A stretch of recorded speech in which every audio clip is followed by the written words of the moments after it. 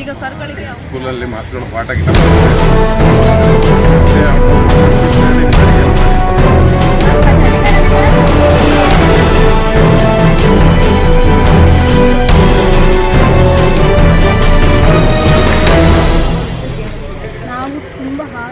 ನಿಮ್ಮ ಹೆಸರು ಜೋರ ಮಾತಾಡಿ. ನಿಮ್ಮ ಮಗಳ ಹೆಸರು ಏನಕ್ಕೋಸ್ಕರ ಹಿಂಗೆ ಮಾಡ್ಕೊಳ್ಳೋ ಅಂತ ಸ್ವಲ್ಪ ಹೇಳ್ತೀರಾ? ಸ್ಕೂಲಲ್ಲಿ ಫೇಲ್ ಆಗಿದೆ ಅಂತ ಹೇಳಿದ್ರು, ಹಾಗಾಗಿ ಮಾಡ್ಕೊಂಡಿರೋದು. ಈಗ ನೀವು ಏನು ಹೇಳೋಕೆ ಇಷ್ಟಪಡ್ತೀರಾ? ಈಗ ಏನೇ ಹೇಳಕ್ಕೆ ಇಷ್ಟ ಇಲ್ಲ, ನಮ್ಮ ಮಗಳೇ ಓದ್ತೀನಿ. ಮೇಡಮ್ ನೀವು ಹೇಳಿ ಏನಕ್ಕೆ ಮಾಡ್ಕೊಳ್ಳೋ ಅಂತೇಳಿ. ನಮಗೆ ತಿಳಿದ ಮಟ್ಟಿಗೆ ಅವ್ರು ಬಂದು ಹೇಳಿರೋ ಲೆಕ್ಕಾಚಾರ ನಮಗೆ SLC ಇದು 9ನೇ ತರಗತಿ ಫೇಲ್ ಆಯ್ತು, ಮತ್ತೆ ರೀ ಎಕ್ಸಾಮ್ ಜೂನಲ್ಲಿ ಬರೆಸ್ತೀವಿ ಅಂತ ಹೇಳಿದ್ರು, ಎಲ್ಲ ಮಕ್ಕಳ ಮುಂದೆ ಹೇಳಿದ್ರು ಅಂತ ಅಂದ್ಬಿಟ್ಟು ಅವರು ಅಮ್ಮ ಬಂದು ನಮಗೆ ಹೇಳಿದ್ರು. ಅದನ್ನೇ ವಿಚಾರವಾಗಿ ಅವ್ರ ಊರವರು ಬಂದ್ರು ಇಲ್ಲಿಗೆ, ಅವ್ರ ಹತ್ರ ಕೇಳಿದ್ವಿ, ಮತ್ತೆ ಪೊಲೀಸವ್ರು ಬಂದಿರೋ ಅವ್ರ ಹತ್ರನೂ ಕೇಳಿದ್ವಿ. ಅವ್ರು ಬಂದ್ಬಿಟ್ಟು ಬೇರೆ ಏನೋ ನಡೆದಿದೆ ಹಂಗೆ ಹಿಂಗೆ ಅಂತಂದ್ರು. ಬೇರೆ ಏನು ನಡೆದಿದೆ ಅಂತ ಕೇಳಿದ್ರೆ ಅವ್ರು ಮುಚ್ಚಿಲ್ಲ ನಮಗೆ ವಿಷಯನ. ನಮಗೆ ತಿಳಿದ ಮಟ್ಟಿಗೆ ಮಾಹಿತಿ ಬಂದಿದ್ದ ಪ್ರಕಾರ ಈಗ ಅವರಿಗೆ 9ನೇ ತರಗತಿ ಫೇಲ್ ಆಗಿದ್ದಾರೆ, ಈ ಎಕ್ಸಾಮ್ ಕಟ್ಟಿಸಿ ಯಾವುದೇ ಕಾರಣಕ್ಕೂ ಮತ್ತೆ ರಿಪ್ಲೈ ಬರೆಯಂಗಿಲ್ಲ. SLC ಮಾತ್ರ ಅದು ಇರೋದು. SLCವರೆಗೂ ಪಾಸ್ ಮಾಡಲೇಬೇಕು ಕಂಪಲ್ಸರಿ. ಯಾವುದೇ ಒಂದು ಸಬ್ಜೆಕ್ಟ್ ಹೋಗಿರಲಿ, ಅದು ಏನೇ ಆಗಿರಲಿ, ಅವರು 0ನೇ ತೊಗೊಂಡಿರಲಿ, ಕಂಪಲ್ಸರಿ ಅವ್ರು 10ಗೆ ಹೋಗಲೇಬೇಕಾಗತ್ತೆ. 10ಕ್ಕಿಂತ ಮುಂಚೆನೇ ಈ ಎಕ್ಸಾಮ್ ಯಾವುದೇ ಕಾರಣಕ್ಕೆ ಯಾವ ವಿಷಯದಲ್ಲೂ ಬರಲ್ಲ. ಸರ್ಕಾರನೇ ಆದೇಶ ಮಾಡಿದೆ. ಇದು ಅವ್ರು ಯಾವ ಲೆಕ್ಕಾಚಾರ ಕೇಳಿದ್ರು ಅಂತ ನಮಗೆ ಗೊತ್ತಿಲ್ಲ. ನಾವು ಇದೇ ಫಸ್ಟ್ ಸರ್ ಕೇಳ್ತಾ ಇರೋದು. 9ಗೆ ರೀ ಎಕ್ಸಾಮ್ ಇರೋದೇ ನಾವು ಇಷ್ಟೇ ಫಸ್ಟ್ ಕೇಳ್ತಾ ಇರೋದು. ಇವಳು ಮನಸ್ಸಿಗೆ ಹಚ್ಕೊಂಡು ಸರ್, ನನ್ನ ಜೊತೆ ಇರೋ ಕ್ಲಾಸ್ಮೇಟ್ ಹುಡುಗಿರೆಲ್ಲ ನೆಕ್ಸ್ಟ್ 10th ಕ್ಲಾಸಿಗೆ ಹೋಗ್ತಾರೆ, ನಾನು ನನ್ನ ಕೆಳಗಿರೋ ಮಕ್ಳ ಜೊತೆ ಹೋಗ್ಬೇಕಲ್ಲ ಅಂತ ಮನಸ್ಸಿಗೆ ಹಚ್ಕೊಂಡು ಅವ್ರಿಗೆ ಹಿಂಗೆ ಮಾಡ್ಕೊಂಡಿದ್ದಾರೆ. ನೀವು ಟೀಚರ್ಸ್ ಹತ್ರ ಹೋಗಿ ಏನಾದರೂ ಮಾತಾಡಿದ್ರ? ಟೀಚರ್ಸ್ ಹತ್ರ ಮಾತಾಡಿದ್ದಕ್ಕೆ ಅವ್ರೇನು ಹೇಳ್ತಿದ್ದಾರೆ, ಅವ್ರಿಗೆ ಕನ್ನಡದ ಒಂದು ಸಬ್ಜೆಕ್ಟಲ್ಲಿ ನಮಗೆ ತುಂಬ ಇದರಲ್ಲಿದೆ, ಅದಕ್ಕೋಸ್ಕರ ಜೂನಲ್ಲಿ ಸ್ಕೂಲ್ ಸ್ಟಾರ್ಟ್ ಆಗಬೇಕಾದ್ರೆ ಒಂದು ಎಕ್ಸಾಮ್ ಬರ್ಸೋಣ ಅಂತ ನಾವು ಮಾಡಿದ್ವಿ ಅಷ್ಟೇ. ಫೇಲ್ ಅಂತ ನಾವು ಏನು ಹೇಳಿಲ್ಲ, ಒಂದು ಸಬ್ಜೆಕ್ಟಲ್ಲಿ ತುಂಬ ವೀಕ್ ಆಗಿದೆ ಅಂತ ನಾವು ಹೇಳಿದ್ವಿ ಅಂತ ಹೇಳ್ತಾ ಇದ್ದಾರೆ. ಈಗ ಇದರಲ್ಲಿ ಮನೇಲಿ ಆಗಿದ್ದ? ಮನೇಲೇ ಆಗಿದ್ದು. ಈಗ ಮನೇಲಿ ಯಾರು ಇರಲಿಲ್ಲ? ಅವಾಗ ಮನೇಲಿ ಯಾರು ಇಲ್ಲ. ಅವ್ರ ಅಮ್ಮನ ಅವ್ರ ಅಕ್ಕನೂ ಬ್ಯಾಂಕಿಗೆ ಹೋಗಿದ್ರಂತೆ, ಆ ಟೈಮಲ್ಲಿ ಆಗಿರೋದು. ಇದು ಬೇರೆ ಯಾರಿಗೂ ನಿಮ್ಗೆ ವಿಚಾರ ಗೊತ್ತಾಗಿಲ್ಲ? ನೀವು ಗೊತ್ತಾಗಿದೆ ಯಾವಾಗ ವಿಚಾರ? ನಮಗೆ ಗೊತ್ತಾಗಿದ್ದು ಅವರು ಬ್ಯಾಂಕಿಂದ ಇವರು ಫೋನ್ ಮಾಡಿದ್ದಾರೆ ಮಗಳಿಗೆ. ಸುಮಾರು ಸಲ ಫೋನ್ ಮಾಡಿದಾಗ ಫೋನ್ ಎತ್ತಲಿದ್ದಕ್ಕೆ ಅವ್ರ ಪಕ್ಕದ ಮನೆಯವರಿಗೆ ಫೋನ್ ಮಾಡಿ ಅಲ್ಲೋಗಿ ನೋಡಕ್ಕೆ ಹೇಳಿ, ಅವರು ನೋಡಿದ್ಮೇಲೆ ಈ ಥರ ಆಗಿದೆ ಅಂತ ಅವರು ಬೇರೊಬ್ರು ಹಾಸ್ಪಿಟ್ಲಿಗೆ ಎತ್ಕೊಂಡೋಗಿ ಮತ್ತೆ ಅಲ್ಲಾಗಲ್ಲ ಅಂತ ಇಲ್ಲಿ ಕರ್ಕೊಂಡ್ಬಂದಿದ್ದಾರೆ. ಈಗ ನೀವು ಭದ್ರಾವತಿ ಗೌರ್ಮೆಂಟ್ ಹಾಸ್ಪಿಟಲಲ್ಲಿ ಪೋಸ್ಟ್ ಮಾರ್ಟಮ್ ತಂದಿದ್ದೀರಾ? ಈಗ ಪೋಸ್ಟ್ ಮಾರ್ಟಮ್ ಆಗ್ತಾ ಇದೆಯಾ? ಆಗ್ತಾ ಇದೆಯಾ? ಈಗ ಮುಂದಕ್ಕೆ ಏನು ಮಾಡಬೇಕು ಅಂತೀರಿ? ಬೇರೆ ಹತ್ರ ಆಕ್ಷನ್ ತಗೋಬೇಕು ಅಂತೀರಾ ಇದನ್ನ?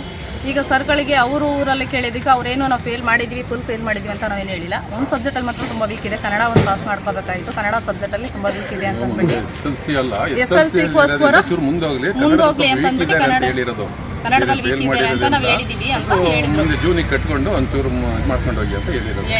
ಬೇರೆ ಏನು ಸ್ಕೂಲ್ ಕಡೆಯಿಂದ ಯಾವ ಒಂದು ಸಮಸ್ಯೆಗಳು ಇಲ್ಲ. ಆಮೇಲೆ ತಾಯಿ ಮಗಳು 2 ಜನ ಕೇಳ್ಕೊಂಡು ಹೋಗಿ ಮನೆಗೆ ಬಂದು ಅವರು ಇನ್ನೊಬ್ಬಳು ದೊಡ್ಡ ಮಗಳು ತಾಯಿ 2 ಜನ ಇಲ್ಲಿಗೆ ಬಂದಿದ್ದಾರೆ ಹೂವನ್ನ ಕೊಡೋಕ್ಕೆ. ಆವಾಗ ಅಲ್ಲಿ ಯಾಕೆ ಡೌಟ್ ಬಂದಿದ್ದಾರೆ, ಯಾಕೆ ಅಂತೇಳಿ ಯಾಕೆ ಮಗಳು ಫೋನ್ ಎತ್ತಾ ಇಲ್ಲ ಯಾಕೆ ಕಳಿಸ್ಬೇಕಾದ್ರೆ ಆವಾಗ ಚಿಲ್ಕತ್ತಿಗೆ ನೋಡ್ಬೇಕಾದ್ರೆ ಈಗ ಇಲ್ಲಿ ಬೇರೆ ವಿಚಾರ ಏನು ಬಂತು ಅಂತ ಹೇಳಿದ್ರೆ, ಟೀಚರ್ ಏನು ಬೇರೆ ಥರ ಅವ್ರಿಗೆ ಹೇಳಿದ್ದಾರೆ, ಹಂಗಾಗಿ ಹುಡುಗಿ ಮನಸ್ಸಿಗೆ ಹಚ್ಕೊಂಡಿದೆ ಅಂತ ಹೇಳ್ಬಿಟ್ಟು ಇದು ಬೇರೆ ಥರ ವಿಚಾರ ಬಂದಿದೆ. ಅದ್ರ ಬಗ್ಗೆ ನೀವೇನು ಹೇಳ್ತೀರಾ? ಇಲ್ಲ ಆ ಥರದ್ದೇನು ಬೇರೆ ಥರ ಕಲ್ಪನೆ ಏನಿಲ್ಲ ಸರ್. ಅದೆಲ್ಲ ಚಿತ್ರಣ ನಮಗೆ ಗೊತ್ತು. ಅಲ್ಲೇ ಇರೋದು SMC ಅಧ್ಯಕ್ಷರು ನಾವು ಭಾಳ ನೀಟಾಗಿ ನಮ್ಮ ಸ್ಕೂಲಲ್ಲಿ ಮಾಸ್ಟರ್ಗಳು ಪಾಠ ಗಿಟ ಮಾಡ್ತಾರೆ. ಆಗಾಗ ನಾವು ಪೇರೆಂಟ್ಸ್ಗಳನ್ನ ಕರೆದು ಮೀಟಿಂಗ್ ಮಾಡಿ ಅವ್ರಿಗೇನು ವೀಕ್ ಇದ್ದವರಿಗೆಲ್ಲ ಹೇಳ್ತೀವಿ. ಹಾಗಾಗಿ ಇದರಲ್ಲಿ ಆ ಥರದಿಲ್ಲ ಹೂವಾಪಾವಗಳನ್ನು ಸುಮ್ಮನೆ ಸೃಷ್ಟಿ ಮಾಡೋಕ್ಕೆ ಮಾಡ್ತಿದ್ದಾರೆ. ಅದಕ್ಕೆ ಮೇಡಮ್ ಅವರಿಗೂ ಹೇಳಿದೆ, ಈ ನೋವುಗಳಲ್ಲಿ ನೀವು ಇಲ್ಲಿ ಬೇಡ, ಒಂದ್ಸರಿ ನಮ್ಮ ಶಾಲೆ ಯಾವ ರೀತಿ ಮಾಸ್ಟರ್ಗಳು ಯಾವ ರೀತಿ ಎಷ್ಟು ನೀಟಾಗಿ ಎಲ್ಲ ನಡ್ಕೊಳ್ತಾ ಇದೆ ಶಾಲೆ ಬಗ್ಗೆ ಒಂದ್ಸರಿ ಬಂದು ಹೋಗಿ ನೀವು ಆ ರೀತಿ ಯಾವುದಿದ್ದು ನಾವು ಸಲಹೆ ಬೇಕಾದ್ರೆ ಕೇಳ್ತೀವಿ. ಆ ಥರ ಏನಿಲ್ಲ ಸರ್, ಖಂಡಿತವಾಗಿ ಸುಮ್ಮನೆ ಟೀಚರು ಭಾಳ ಮುತುವರ್ಜಿ ವಹಿಸ್ಕೊಂಡು ಎಲ್ಲ ಶಾಲೆ ಕ್ಲಾಸ್ ಮಾಡಿ 4 ಮಾಸ್ಟರ್ ಮಕ್ಕಳು ಈ ಥರ ಸ್ವಲ್ಪ ವೀಕ್ ಇದ್ದಾರೆ. ಅವ್ರು ಜೂನಿಗೆ ಮತ್ತೆ ಅದನ್ನು ಕಟ್ಕೊಂಡು ಪಾಸ್ ಮಾಡ್ಕೊಂಡು ನೀಟಾಗಿ ಮಾಡ್ಕೊಂಡು ಹೋಗ್ರಿ ಅಂತ ಫೇಲ್ ಏನು ಮಾಡಿಲ್ಲ, ಹೇಳಿರೋದಷ್ಟೇ. ಒಂದು ಕೇಳ್ಕೊಂಡು ತಾಯಿ ಮಕ್ಕಳು 2 ಜನ ಬಂದು ಹೋಗಿರೋದು, ಮತ್ತೆ ಅವ್ಳು ನೋಡ್ಬಿಟ್ಟು ಕರ್ಸಿ ಕೈಯಲ್ಲಿ ಮಾಡಿ ಏನೂ ಮಾಡಿಲ್ಲ.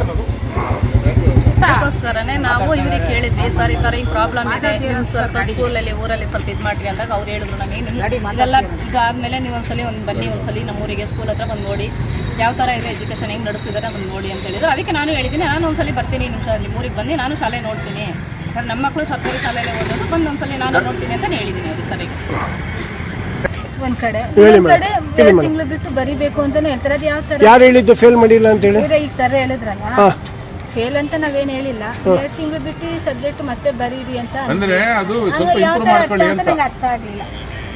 ಫೇಲು ಆಗಿಲ್ಲ, ಮತ್ತೆ ಎಕ್ಸಾಮ್ ಬರೀಬೇಕು ಅನ್ನೋದು ಯಾವ ಥರ ಅರ್ಥ?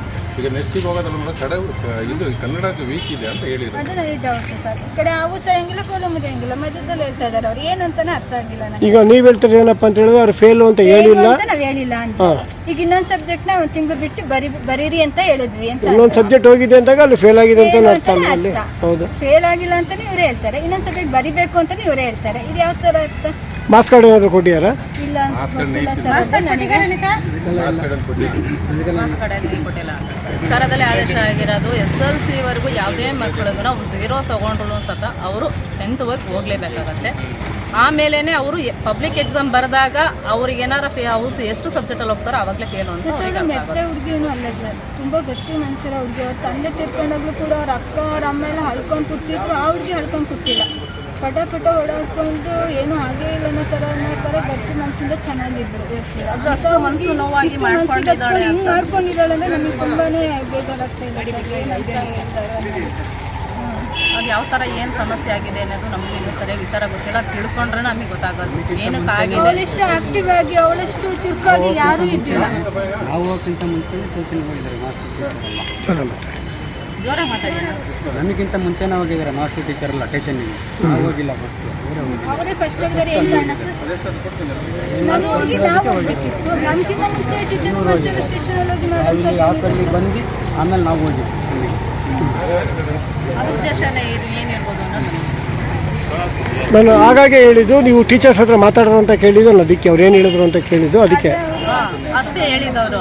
ಅಂದ್ರೆ ಈಗ ಅವರು ಇವ್ರು ಹೋಗೋದಕ್ಕಿಂತ ಮುಂಚೆ ಸ್ಟೇಷನಿಗೆ ಹೋಗಿ ಈ ಥರ ಆಗಿದೆ ಅಂತ ಕಂಪ್ಲೇಂಟ್ ಕೊಟ್ಟು ಅವ್ರಿಗೆ ಕರ್ಕೊಂಡು ಬರೋಕ್ಕಿಂತ ಮುಂಚೆನೆ, ಇವ್ರು ಹೋಗೋಕ್ಕಿಂತ ಮುಂಚೆನೆ ಟೀಚರ್ಸ್ ಅಲ್ಲಿಗೆ ಹೋಗಿದ್ದಾರೆ. ಪೊಲೀಸ್ ಸ್ಟೇಷನ್ಗೆ ಅವರೇ ಹೋಗಿ ಅವರೇ ಬರ್ದು ಕೊಟ್ಟಿದ್ದಾರೆ. ಏನು ಹಾಕೊಂಡಿದ್ದಾರೆ ಅವರೇ ಬರ್ದು ಕೊಟ್ಟಿದ್ದಾರೆ, ಈ ಥರನೇ ಆಗಿದೆ ಹಿಂಗೆ ಆಗಿದೆ ಅಂತ ಅವರೇ ಬರ್ದು ಕೊಟ್ಟು ಅವ್ರ ಹತ್ರ ಸೈನ್ ಮಾಡಿಸ್ಕೊಂಡಿದ್ದಾರೆ. ಪೊಲೀಸರು ಕೇಳಿದ್ರು. ನಾವು ತುಂಬ ಹಾಳಾಗಿ ತನಿಖೆ ಏನು ಅಂತ ಹೇಳಿದ್ರು ಅಂತ ಹೇಳಿದ್ರೆ, ಅವರು ನಾವು ತೀರಾ ಆಳವಾಗಿ ವಿಚಾರಿಸಕ್ಕೆ ತನಿಖೆ ಮಾಡಕ್ ಹೋದ್ವಿ ಅಂದ್ರೆ ಬೇರೆ ತರನೇ ವಿಚಾರಗಳು ಬರ್ತವೆ.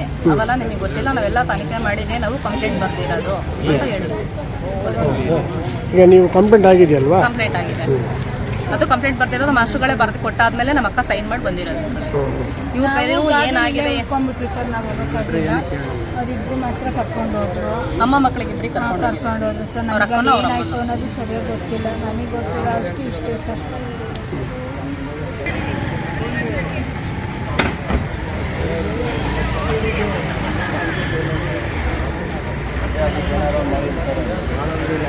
ಬಲ್ಲ